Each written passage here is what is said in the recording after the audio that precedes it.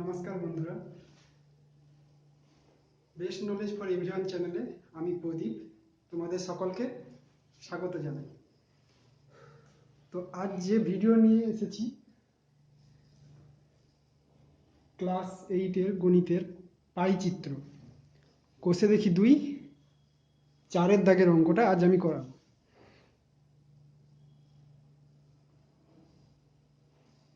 তো তোমরা সবাই বই খোলো, বইয়ের পেজ নম্বরটা বলে দিচ্ছি।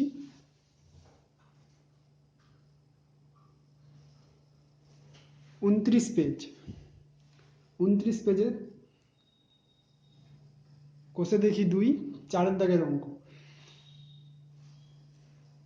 তোমরা সবাই খাতা পেন নিয়ে বসো, যে অঙ্কগুলো করাচ্ছি সাথে সাথে তোমরা তুলে নিও এবং ভালোভাবে মন দিয়ে বোঝার চেষ্টা করো। 3-এর দাগ পর্যন্ত অঙ্ক আমি করিয়ে দিয়েছি। তো আজ 4-এর দাগের অঙ্ক কি আছে অঙ্কটা একবার পড়ছি। পঞ্চম শ্রেণীর বার্ষিক মূল্যায়নে শুভম বিভিন্ন বিষয়ে যে নম্বর পেয়েছে তার মোট নম্বরের উপর শতকরা হিসাব নিচের তালিকায় লিখলাম। অর্থাৎ কি কি সাবজেক্ট দেওয়া আছে? বাংলা, ইংরাজি, অঙ্ক, পরিবেশ, শারীরিক শিক্ষা। 5টা সাবজেক্টের মোট তার উপরে শতকরা হিসাব এখানে দেওয়া রয়েছে। অর্থাৎ বাংলায় কত পার্সেন্ট পেয়েছে মোট টোটালের উপরে, অর্থাৎ 5টা সাবজেক্টের যা যা নাম্বার পেয়েছিল সেটার সবগুলো যোগ করলে যা হবে তার উপর পার্সেন্টেজ করে এখানে নাম্বারগুলো দেওয়া রয়েছে, তালিকায় একটা দেওয়া রয়েছে। বাংলায় 15, ইংরেজিতে 20, অঙ্কে 30, পরিবেশে 15, শারীরিক শিক্ষা ও হাতের কাজে 20। তো এবার কি করতে বলেছে? এই তথ্যটির পাইচিত্র তৈরি করি ও প্রতিটি বৃত্তকলার কেন্দ্রীয় কোণ লিখি। অর্থাৎ তথ্যটির পাইচিত্র তৈরি করতে বলেছে এবং প্রতিটি বৃত্তকলার কেন্দ্রীয় কোণ বের করতে বলেছে। তো ফার্স্ট তোমরা পাইচিত্র আঁকতে চলেছ। তো পাইচিত্রটা কি জিনিস সেটা আগে একটু আমি বলে দিই।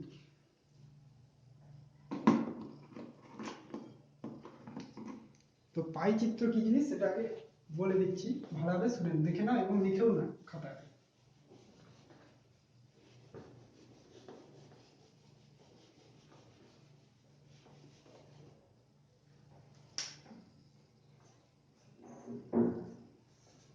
পাইচিত্র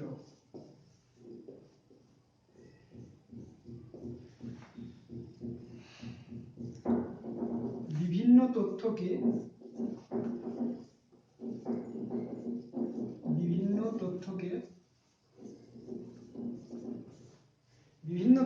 বৃত্তক্ষেত্রাকার চিত্রের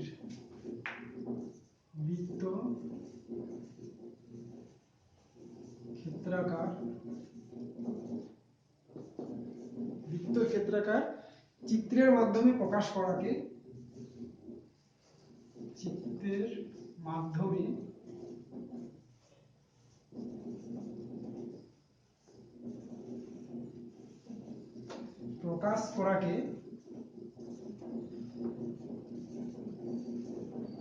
পাইচিত্র বলা হয়।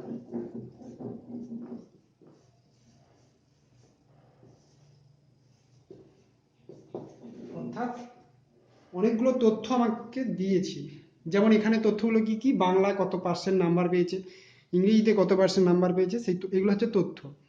এবার সেই তথ্যকে একটা চিত্রের মাধ্যমে প্রকাশ করবো। কিরকম চিত্র না, সেটা একটা বৃত্তক্ষেত্রাকার চিত্র, একটা বৃত্তের মধ্যে থাকবে। এইভাবে প্রকাশ করাকেই বলা হয় পাইচিত্র। এবং পাইচিত্রের প্রত্যেকটা তথ্য বৃত্তের একটা অংশ হিসাবে থাকবে। সেই অংশগুলোকে অর্থাৎ বৃত্তক্ষেত্রাকার অংশগুলোকে বলা হয় বৃত্তকলা। তাহলে বৃত্তক্ষেত্রাকার প্রতিটি অংশকে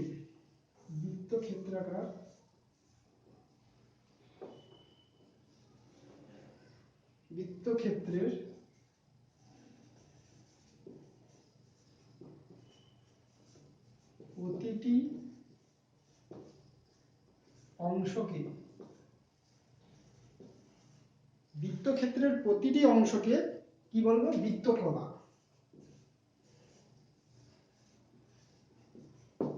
আমি আমি ছবি এঁকে বোঝাবো। তো আগে আমি লিখে দিচ্ছি, তারপরে আমি ছবি এঁকে বুঝিয়ে দিচ্ছি যে বৃত্তকলা কোনটাকে বলবো। ঠিক আছে, বৃত্তকলা কি? বৃত্তক্ষেত্রের প্রতিটি অংশকে বৃত্তকলা বলে। আর বৃত্তকলার কেন্দ্রীয় কোণ, বৃত্তকলার কেন্দ্রীয় কোণ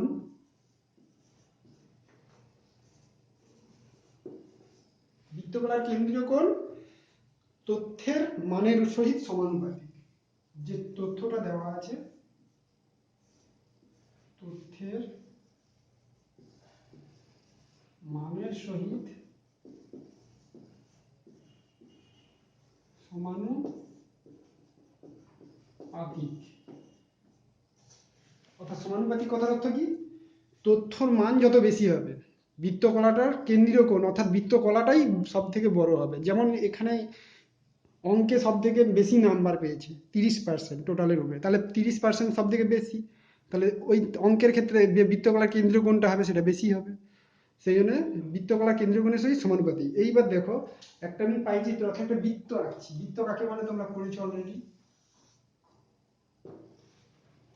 অর্থাৎ বৃত্ত কাকে বলে তোমরা আগে জানো, তো আমি পরে একটা ভিডিও বানাবো, জ্যামিতির ভিডিও, তো সেখানে বৃত্ত সম্পর্কে আমি সব যত ডিটেলস রয়েছে সব বলে দেবো। তো আজকে একটু বুঝে নেওয়ার চেষ্টা করো।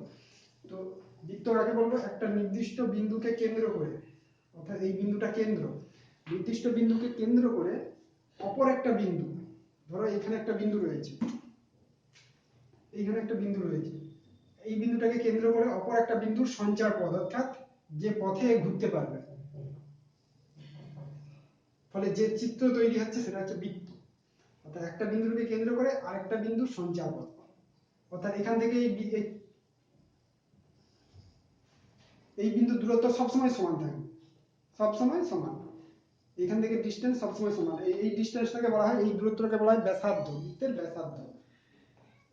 তাহলে এটা একটা বৃত্ত। এই বৃত্তের মধ্যে যতটা এরিয়া রয়েছে, এই এরিয়াটাকে কি বলবো? বৃত্তক্ষেত্র। পুরোটা হচ্ছে বৃত্তক্ষেত্র। অর্থাৎ একটা বৃত্তের মধ্যে যে এরিয়াটা রয়েছে, মধ্যে যে জায়গাটা রয়েছে, ওটা হচ্ছে বৃত্তক্ষেত্র। এই বৃত্তক্ষেত্রের একটা অংশ ধরলাম এইখানে, এই টুকরো করে দিলাম, তাহলে দেখতে কেমন হয়েছে? এইরকম। এই পুরোটাকে বলা হয় বৃত্তকলা, এটাকে বলবো বৃত্তকলা।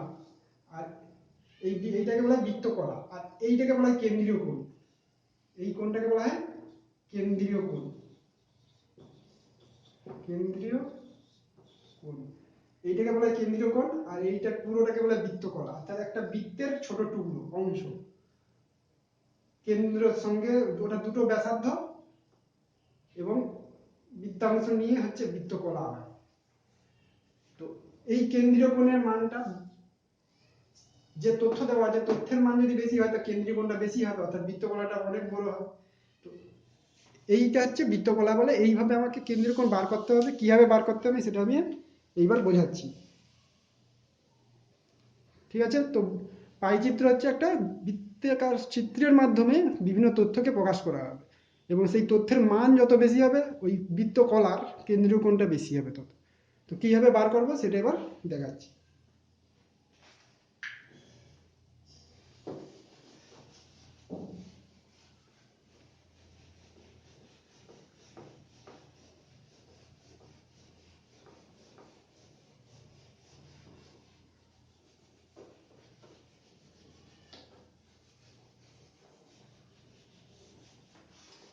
তো ফার্স্ট যে তথ্যটা দেওয়া রয়েছে তালিকায়, সেই তথ্যগুলো আমি তুলব।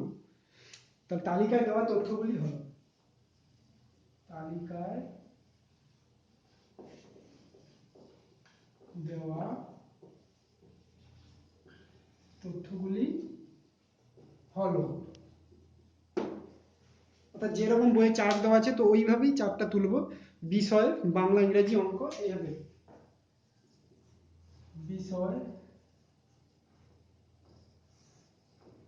বাংলা, ইংরেজি,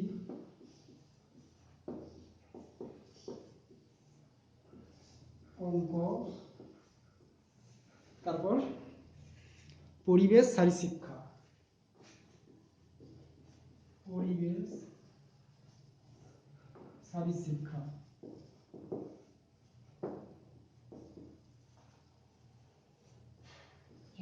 হাতের কাজ।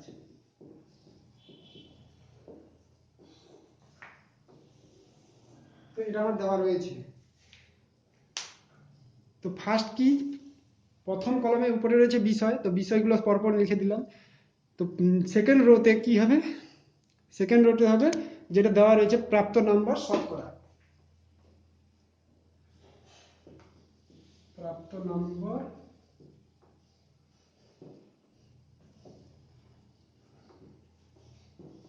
শতকরা, প্রাপ্ত নম্বর শতকরা। তো বাংলায় কত, 15, ইংরেজিতে 20, যা দেওয়া আছে সেটাই তুললাম। বাংলায় 15, ইংরেজিতে 20, অঙ্কে 30, পরিবেশে 15, শারীরশিক্ষা 20। তো আরেকটা এবারে কলম নেব, সেটা হচ্ছে মোট, কারণ এটা পরে কাজে লাগবে। এখানে মোট করলে হচ্ছে কত, অর্থাৎ সবগুলো যোগ করলে হবে 100, কেন, শতকরায় দেওয়া রয়েছে, কিন্তু পরের অঙ্কগুলোতে কিন্তু শতকরায় নেই। তো সেইগুলোর ক্ষেত্রে কিন্তু মোট করতে হবে, অর্থাৎ যে যে যত যত নাম্বার পেয়েছে সবগুলো যোগ করে লিখতে হবে। যার যে অঙ্কের, যে সমস্ত অঙ্কের ক্ষেত্রে, শতকরার ক্ষেত্রে এখানে মোট করলে 100 হবে, এটা আমি জানি। তাও আমি এই কলমটা লিখে নিচ্ছি যাতে পরে অসুবিধা না হয় পরের অঙ্কের ক্ষেত্রে। তো সবগুলো যোগ করলে কত হবে, মোট 100।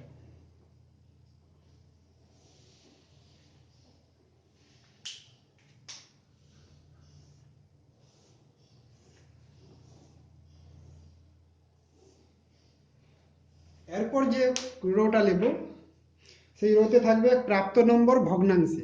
প্রত্যেকটা অঙ্ক একই রকমই হবে। প্রথমে যেহেতু শতকরা দেওয়া রয়েছে, তো শতকরায় তুললাম, যেটাই দেওয়া থাকবে সেটাই তুলতে হবে। পরের যে ধাপটা হবে, পরের যে রোটা হবে, সেটা হচ্ছে ভগ্নাংশে করতে হবে। তো প্রাপ্ত নম্বর ভগ্নাংশে, প্রাপ্ত নম্বর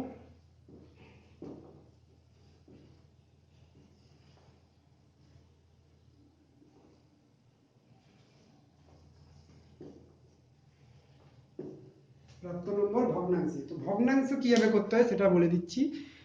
অর্থাৎ যে বিষয়ের ভগ্নাংশ বার করতেছি, বাংলার বার করছি, তো বাংলার বার করিতেছি। তো বাংলায় কত পেয়েছে, 15, 15 থাকবে লবে, এবং নিচে যেটা থাকবে হরে সেটা হচ্ছে মোট, টোটাল। টোটাল কত, 100। তো প্রাপ্ত নম্বর ভগ্নাংশে বার করতে গেলে কি করতে হবে, বাংলার ক্ষেত্রে 15/100, ইংরেজির ক্ষেত্রে 20/100, অর্থাৎ যে নাম্বারটা ওই বিষয়ে পেয়েছে সেই নাম্বারটা লবে থাকবে এবং হরে থাকবে টোটাল নাম্বার। তো এইভাবে প্রত্যেকটারই করে নিচ্ছি। বাংলাতে 15/100, ইংরেজিতে 20/100, অঙ্কে 30/100, পরিবেশে 15/100, হাতের কাজে 20/100। তো এটা হয়ে গেল প্রাপ্ত নম্বর ভগ্নাংশে। এইবার লাস্ট আরেকটা রো হবে, সেটা কি থাকবে, প্রাপ্ত নম্বর কেন্দ্রীয় কোণ। কেন্দ্রীয় কোণ, অর্থাৎ প্রতিটি বিষয়ের কেন্দ্রীয় কোণ কত হবে সেটা বার করবো।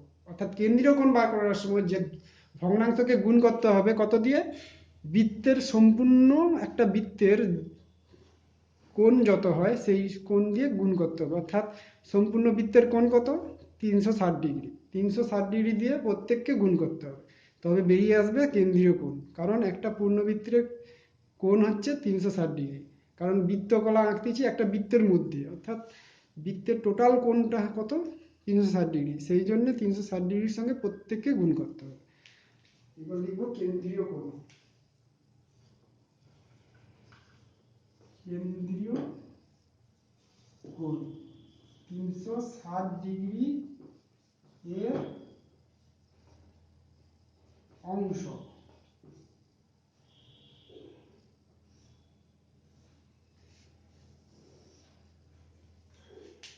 তাহলে ফার্স্ট কি করবো, 360 ডিগ্রি ইন্টু 15/100, শূন্য শূন্য কাটবে, 5×3=15, 5×2=10, 2×18, 36, সমান 18×3 54 ডিগ্রি। তাহলে বাংলায় কেন্দ্রীয় কোণ কত বাড়ালো, 54 ডিগ্রি। ইংরেজিতে কত বাড়াবে, 360 ইন্টু 20/100, 36×2=72 ডিগ্রি। ইংরেজিতে কত ডিগ্রি বাড়ালো? 72 ডিগ্রি। এবার অঙ্কে কত বাড়াবে? 360 ডিগ্রি ইন্টু 30/100, 36 দিনে 3/8 108 ডিগ্রি। গণিতে বেরোলো কত? 108 ডিগ্রি। এবার পরিবেশে 360 ডিগ্রি ইন্টু 15/100, 0 0 5 দিয়ে 10, 5 3 15, 36 2 18 36, 18 3 54 ডিগ্রি। পরিবেশে 54 ডিগ্রি। লাস্ট শারীর শিক্ষা 360 ডিগ্রি ইন্টু 20/100, 0 0 0 36 72 ডিগ্রি। তাহলে আমার সবগুলোর কেন্দ্রীয় কোণ বেরিয়ে গেল। বাংলায় 54 ডিগ্রি, ইংরেজিতে 72 ডিগ্রি, অঙ্কে 108 ডিগ্রি, পরিবেশে 54 ডিগ্রি, শারীর শিক্ষা ও হাতের কাজে 72 ডিগ্রি। তো সবগুলো যোগ করলে দেখবে 360 ডিগ্রি হবে, কারণ আমি 360 ডিগ্রির অংশ হিসাব করেছি। অর্থাৎ একটা বৃত্ত যে আঁকবো সেই বৃত্তের টোটাল কোণ হচ্ছে 360 ডিগ্রি। সেই 360 ডিগ্রির মধ্যে বাংলায় 54 ডিগ্রি, ইংরেজিতে 72 ডিগ্রি, অঙ্কে 108 ডিগ্রি, পরিবেশে 54 ডিগ্রি ও শারীর শিক্ষায় 72 ডিগ্রি। তো এইবার আমি ছবি আঁকবো যেটা হচ্ছে পাইচিত্র। এটা হচ্ছে তালিকায় তথ্যগুলো তুললাম, তুলে প্রতিটি সাবজেক্টের কত কেন্দ্রীয় কোণ বেরোবে সেটা বের করে নিলাম। তো এইবার যাচ্ছি অরিজিনাল পাইচিত্র যেটা সেটা আঁকতে যাচ্ছি। তো তোমরা সবাই এটা তুলে নাও, তুলে নিয়ে এবার পেন্সিল, কম্পাস, স্কেল এবং চাঁদা, এই তিনটা জিনিস নিয়ে রেডি হয়ে থাকো।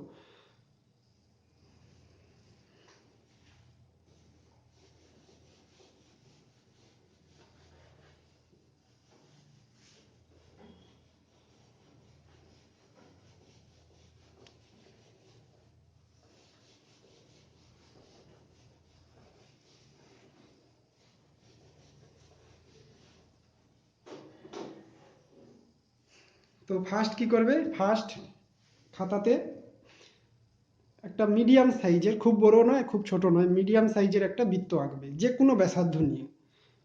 যে কোনো ব্যাসার্ধের, কোনো ব্যাসার্ধ নির্দিষ্ট নয়, অর্থাৎ খাতার মধ্যে হবে এমন খুব ছোট্টখান, মানে মিডিয়াম সাইজের একটা বৃত্ত আঁকতে হবে।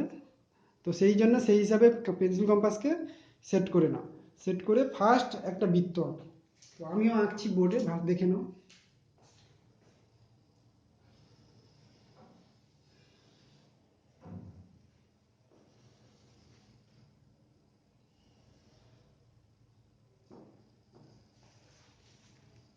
একটা বৃত্ত এঁকেছি যার কেন্দ্র মাঝখানে রয়েছে,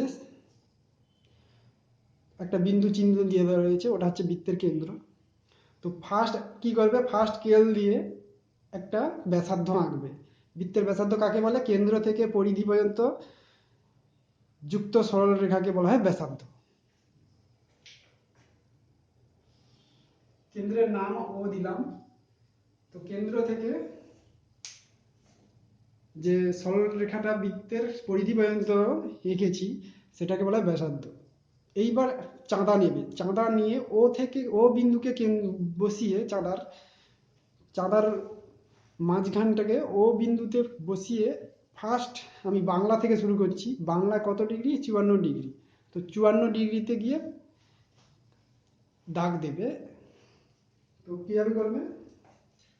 চাঁদা এই জায়গাটায় বস করে দেবে। তো চাঁদায় বসিয়ে এখানে যে 54 ডিগ্রি যদি হয় এই জায়গাটায়, তো এই জায়গাটায় দাগ নেবে। তো চাঁদা তুলে নিবে, নিয়ে ও এবং এই জায়গাটা যোগ করবে। তো এটা কত ডিগ্রি হলো? 54 ডিগ্রি।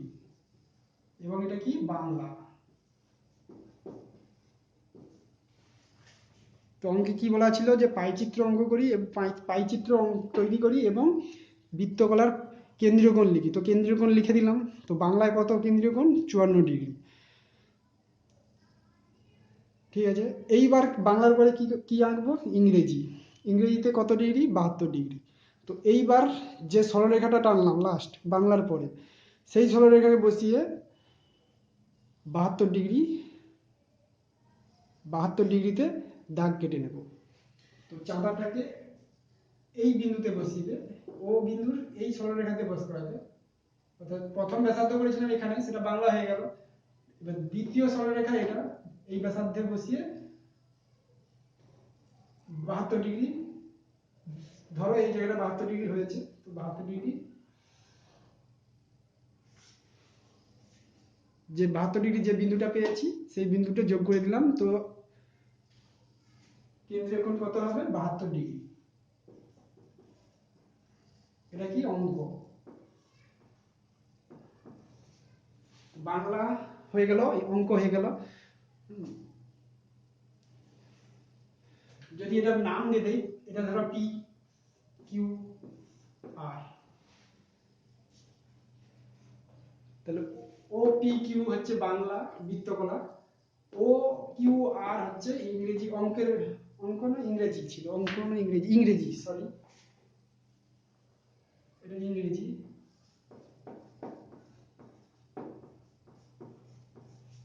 তো ও কিউ আর এটা হচ্ছে বৃত্তকলাটা, ইংরেজি বৃত্তকলা হয়ে গেল। এইবার যে আসবে অঙ্কে, অঙ্কে কত ডিগ্রি? 108 ডিগ্রি। তো ও আর এ বস করবে চাঁদাটাকে, ও আর এ চাঁদা বস করিয়ে 108 ডিগ্রিতে কাটবে, ধরলাম এখানে 108 ডিগ্রি কাটলো, তো ও আর আর যোগ করবে, ও আর হয়ে গেছে, ও এস দিলাম এই নামটাকে, ও এস যোগ করবে, তা এর যে কেন্দ্রীয় কোণটা হবে কত? 108 ডিগ্রি। এটা কি অঙ্ক? তাহলে বাংলা ইংরেজি অঙ্ক হয়ে গেল। বাকি পড়ে আছে দুটো, পরিবেশ শারীরশিক্ষা। পরিবেশে কত ডিগ্রি? 54 ডিগ্রি। সিমিলারলি ও এসে চাঁদাটা বস করাবে, বস করিয়ে 54 ডিগ্রি যেখানে হবে সেখানে কাটবে। তো এইখানে ধরলাম টি, তো ও আর টি যোগ করে দেবে, এটা কত? 54 ডিগ্রি। তো এটা কি হবে? এটা হচ্ছে পরিবেশ। বাংলা ইংরেজি অঙ্ক পরিবেশ চারটা হয়ে গেল। লাস্ট পড়ে আছে শারীরশিক্ষা। তো আর চাঁদা দিয়ে মাপার দরকার নেই, কারণ যখন চারটা কোণ হয়ে গেছে, তো বাকি যে কোণটা পড়ে থাকে অবশ্যই এটা 72 ডিগ্রি হবে। যদি তোমার কোণের মাপটা ঠিকঠাক করে নাও, তাহলে ওটা বস করে দেখে নেবে, দেখবে যে 72 ডিগ্রি হচ্ছে। আর যদি কম বেশি হয়, ভুল হয়, তাহলে 72 ডিগ্রি কম বেশি হবে। তো দেখে নিতে পারো, ও টি তে বস করাবে, বস করে চাঁদা দেখবে যে 72 ডিগ্রি পি তেই কাটছে। তাহলে ও টি পি যে বৃত্তকলাটা বেরোলো, ওটা হচ্ছে শারীরশিক্ষা। শারীরশিক্ষা ও হাতের কাজ। তো এই হলো পাইচিত্র।